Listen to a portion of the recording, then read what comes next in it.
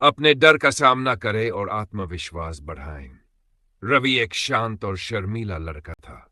बचपन से ही उसे भीड़ में बोलने से डर लगता था। जब भी उसे स्कूल में प्रेजेंटेशन देना होता या किसी कार्यक्रम में बोलना पड़ता, उसका दिल तेजी से धड़कने लगता, हाथ कांपने लगते और गला सूख जाता। उसकी इस कमजोरी की वजह से कई बार उसके दोस्त उसका मजाक भी उड़ाते थे।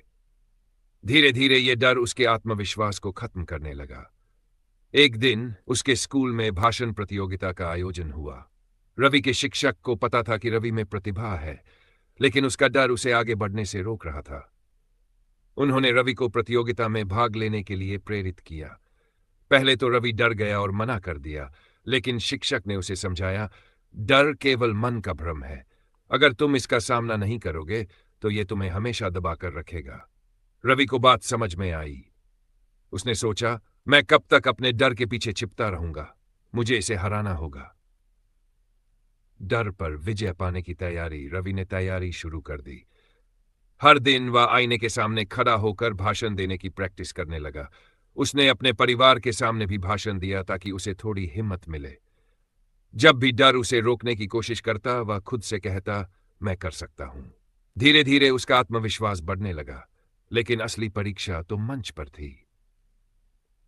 मंच पर पहला कदम, प्रतियोगिता का दिन आ गया। जब रवि का नाम पुकारा गया तो उसका दिल फिर से जोरों से धड़कने लगा, लेकिन इस बार उसने पीछे हटने के बजाय एक गहरी सांस ली और मंच की ओर कदम बढ़ाया। मंच पर पहुंचते ही उसे घबराहट हुई, लेकिन उसने अपने डर को नजरअंदाज किया और बोलना शुरू किया। पहले कुछ शब्द हिचकिचाहट भरे थे, लेकिन फिर उसने खुद को संभाल लिया। धीरे धीरे उसका आत्मविश्वास बढ़ता गया और वह पूरे जोश के साथ भाषण देने लगा। जब उसने अपना भाषण खत्म किया तो पूरा हॉल तालियों से गूंज उठा। रवि ने अपने डर पर जीत हासिल कर ली थी।